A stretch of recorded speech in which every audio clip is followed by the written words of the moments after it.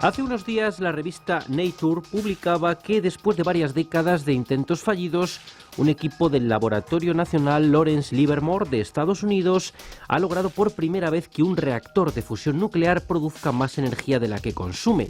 Se trata de un paso prometedor hacia un objetivo de futuro importante: lograr una fuente energética inagotable y limpia.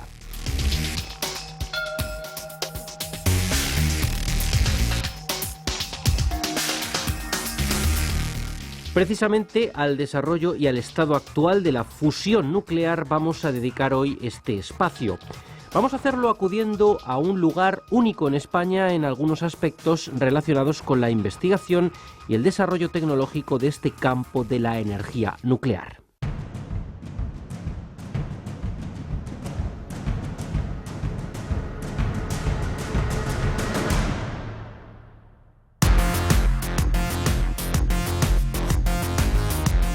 Se trata del Instituto de Fusión Nuclear. Hasta allí nos vamos con la profesora del área nuclear de la Escuela de Ingenieros Industriales de la UNED, Mireia Piera, que ha conversado con el director del instituto, al que ya nos presenta.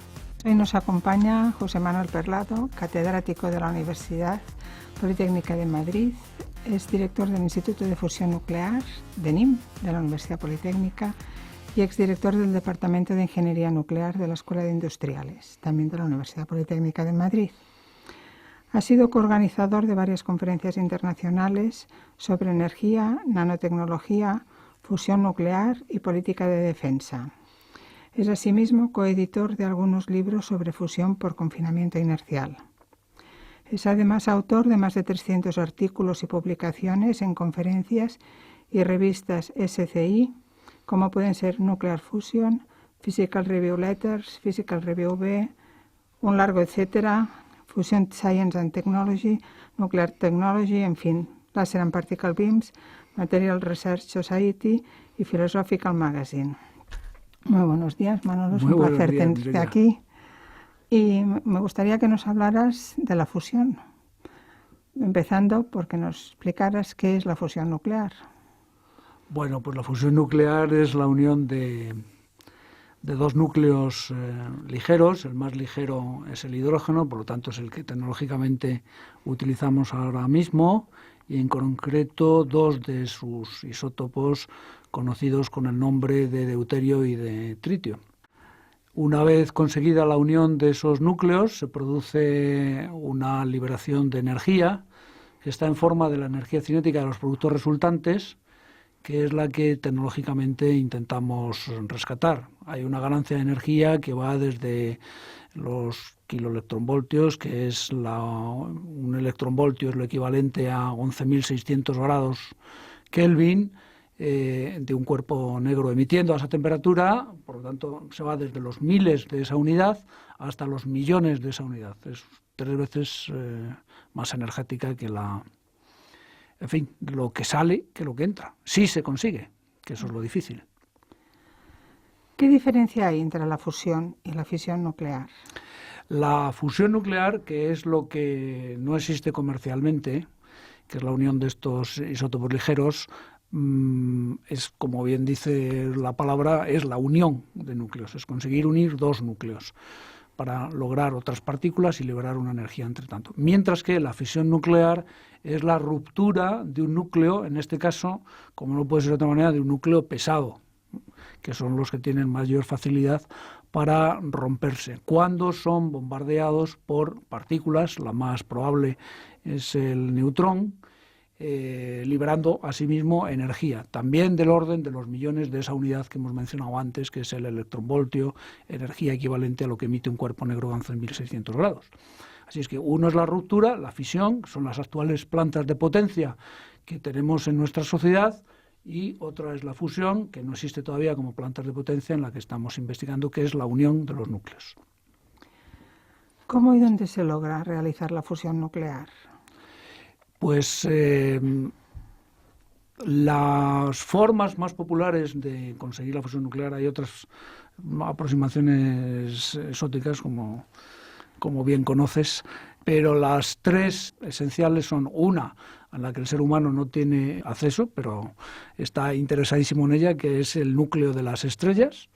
El Sol y cualquiera de las estrellas viven gracias a la unión de núcleos, en este caso básicamente de hidrógeno, y luego ya a medida que pasa el tiempo, en los millones de años, isótopos más y más pesados, pero es la unión de núcleos de hidrógeno en el centro de la estrella, producen la fusión nuclear, y esa forma se consigue, en el caso de las estrellas, mediante la gravedad. Son inmensas masas de materia, la fuerza de la gravedad que las atrae es directamente proporcional a esas masas, por lo tanto ejercen una sobre otra una fuerza inmensa y se contraen, se comprimen, se calientan y por lo tanto se producen las reacciones de fusión.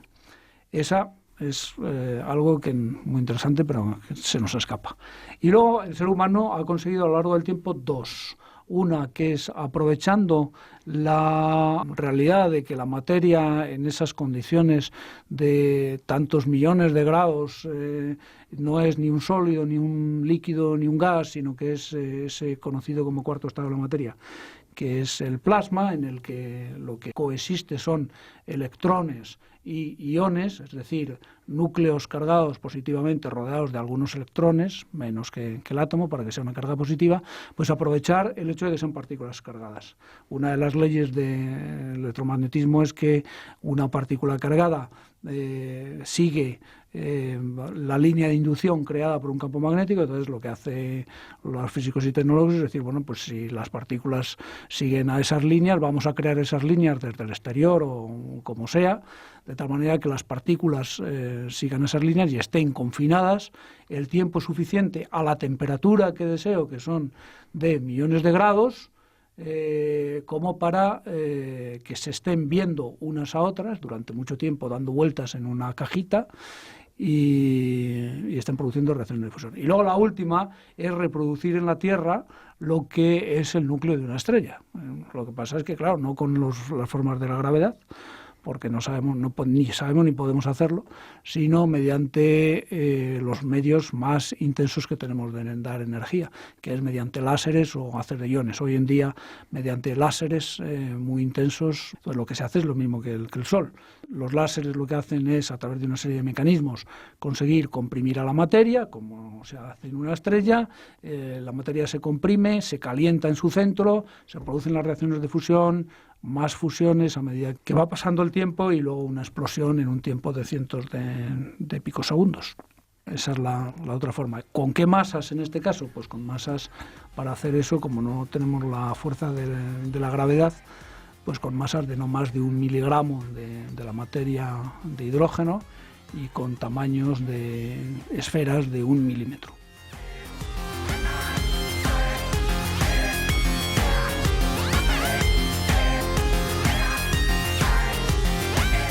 ¿Y cuál es el estado actual de las investigaciones y el desarrollo de la fusión nuclear?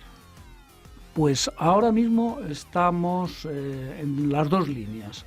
En la línea de fusión magnética, el estado en este momento se está construyendo, debería de funcionar más o menos a pleno rendimiento en el año 2026, lo que se conoce con el nombre del sistema ITER, que es un proyecto mega internacional en el que está Europa, Estados Unidos, Rusia, China, Corea, la India y Japón y Canadá a través de Europa, donde lo que se plantea es un sistema en el que la materia nos dé vía fusión tanta o más energía de la que nosotros utilizamos en confinar líneas de inducción magnética y calentar, conseguir los cientos de millones de grados de la materia, aproximadamente en un factor 10, como mucho, y por lo tanto obtener una potencia de unos 500 megavatios. Esto será en el año 2026.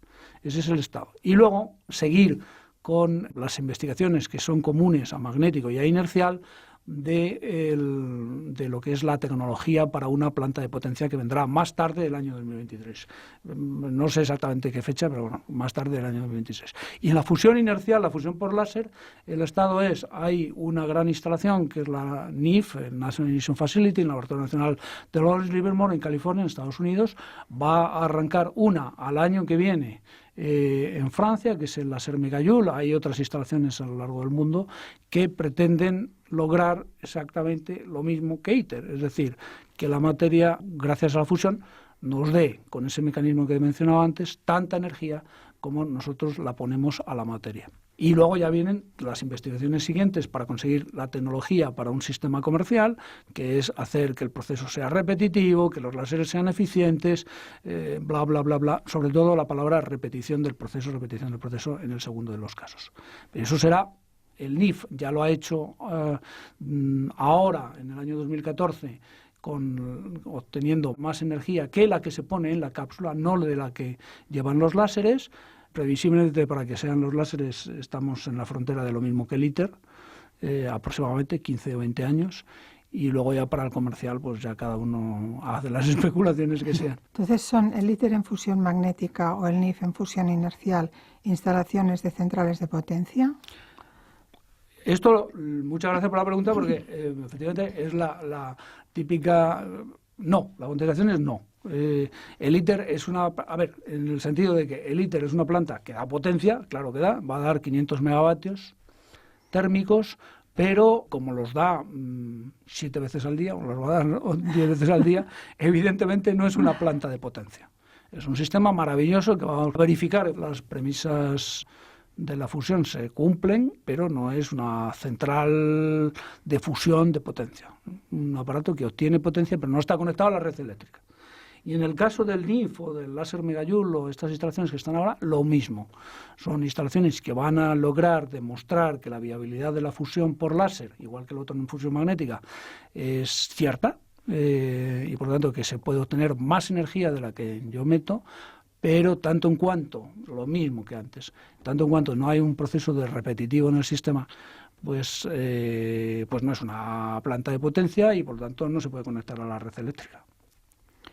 ¿Y cuál es el rango temporal del desarrollo de la fusión nuclear tal y como se contempla ahora? Lo empezaba a decir antes, el 26 estamos con el ITER, el NIF ha hecho ahora una parte de lo que tiene que hacer, no todo, pero una parte de lo que tiene que hacer, el láser Megajoule también. Asumiendo que el ITER y la tecnología de los láseres pudiera estar en la misma fecha, en el año 2026, y ambos hicieran lo mismo en cuanto al nivel de potencia, después para un correactor comercial fácilmente se va a precisar, para toda la investigación que queda de tecnologías, de los materiales, de los refrigerantes, etcétera, etcétera, etcétera, otros 15 años fácilmente. Así es que nos estamos colocando, seguirá que no, pues en el año 2040, 2050, para que tengamos un reactor que, siendo de potencia, ahora sí, eléctrica, o sea, pues pudiendo estar conectado a la red, sea un demostrador. Todavía no estaría insertado quizás en el marco económico de la sociedad, pero ya se podría ofertar.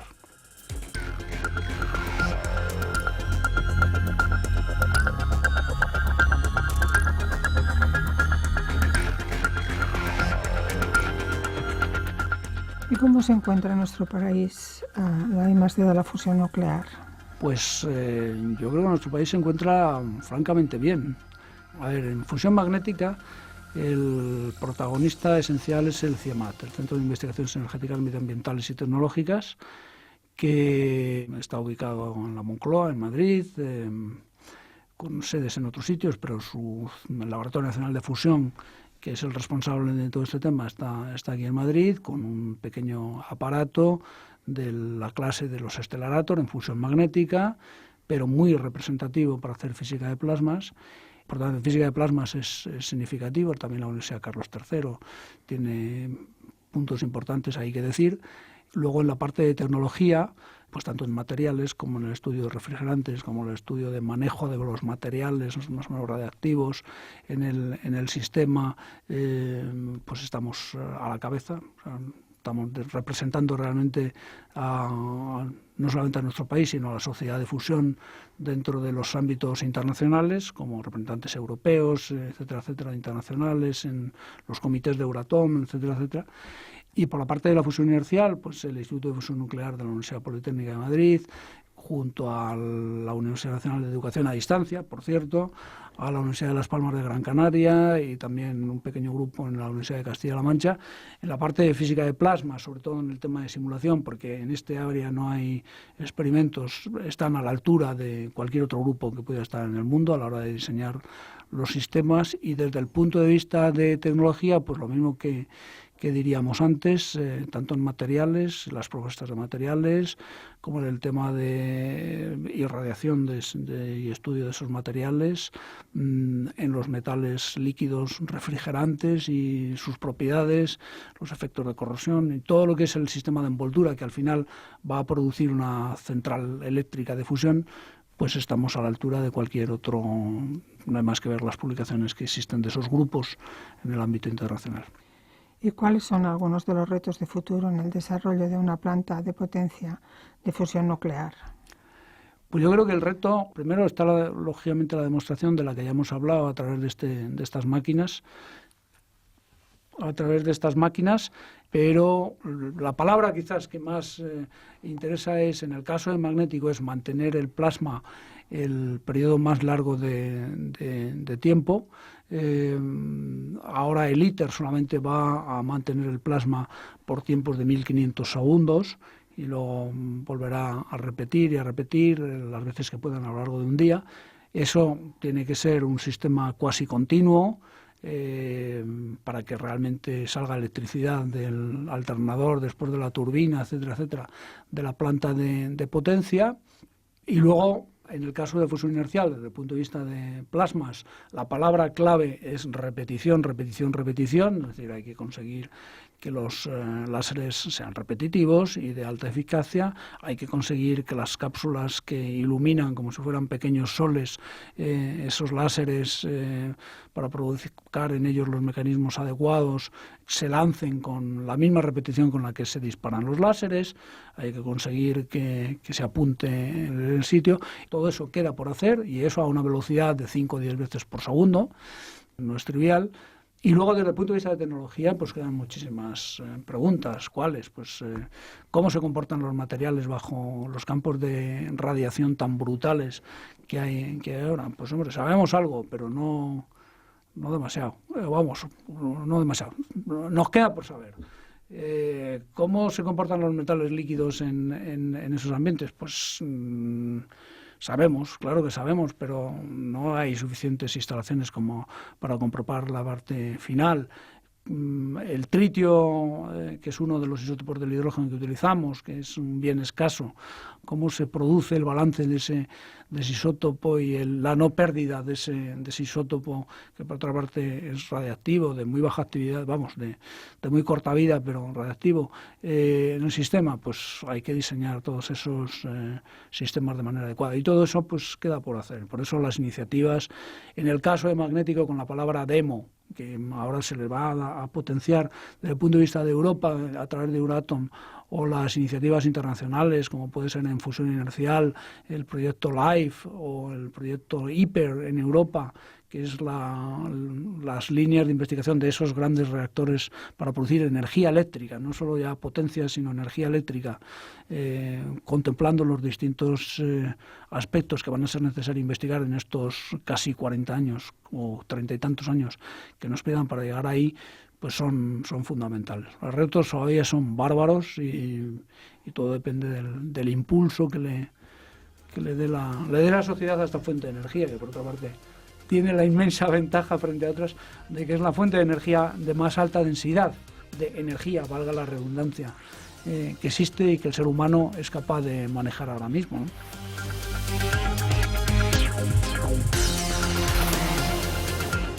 Pues hemos estado hablando un poco de la fusión nuclear.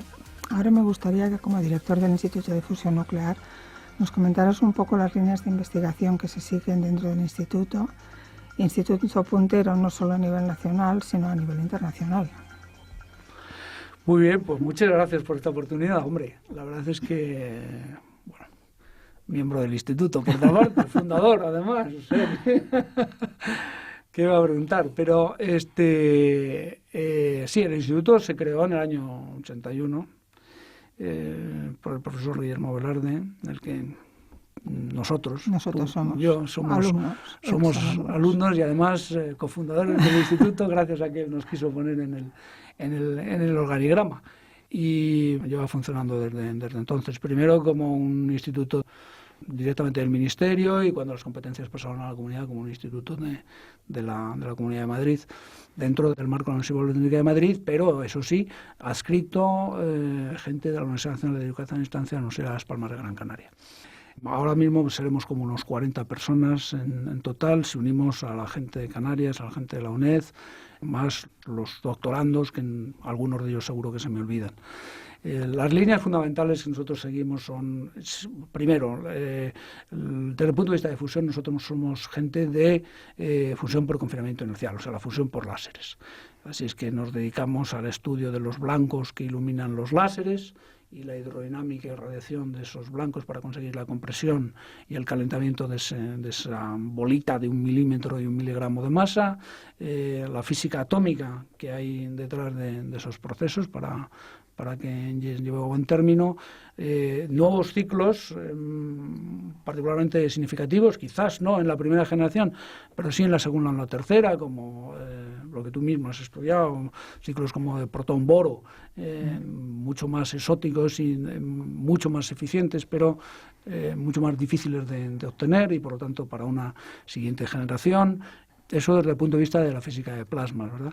Luego, también en fusión, la otra parte sería todo lo que es tecnología.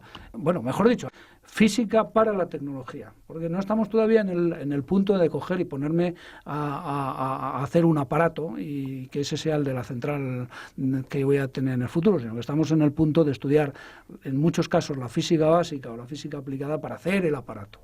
Y ahí donde estamos, pues tenemos una línea que tiene que ver con materiales, tenemos una línea que tiene que ver con los refrigerantes y el tritio, y tenemos otra línea que tiene que ver con la seguridad, con los procesos de activación y todo lo que tiene que ver con la neutrónica de los aparatos de fusión. Si quitamos todo lo que es fusión, por otra parte el instituto se dedica a lo que es la separación, los sistemas, la investigación de los sistemas del futuro para la transmutación de los residuos radiactivos mediante fuentes neutrónicas, bien sean sistemas guiados por acelerador, bien sean sistemas híbridos de fusión-fisión o generación 4, los generadores de fisión del futuro de generación 4. Por otra parte, nos dedicamos hay otro grupo que se dedica al estudio de las fuentes muy intensas de neutrones, como puede ser lo que va a ser la European Spallation Source, que se va a construir en Lund, en Suecia, y una parte de su contribución española es la ESS pequeñita, que es de Bilbao, que son fuentes de neutrones para muchísimos usos, entre otros para producir neutrones muy fríos, que es el método más maravilloso que existe para ver a la materia en la forma más íntima, para, por ejemplo, estudiar el estado sólido, la materia condensada, muestras de biología que difícilmente se pueden ver por rayos X, se ven perfectamente con neutrones. Luego hay gente que se dedica también a la parte de política de defensa, en ese tema, y materiales, yo creo que lo he dicho todo. Bueno, y por supuesto la gente que se dedica a fisión también, que hay un grupo que se dedica a fisión con los reactores avanzados del futuro de generación 4. Muchas gracias, Manolo, por venir hasta aquí y contarnos el estado de la fusión nuclear y las líneas de investigación del instituto, temas siempre muy interesantes y que es conveniente mantenerse al día para ver cómo van evolucionando. Gracias. Muchísimas gracias.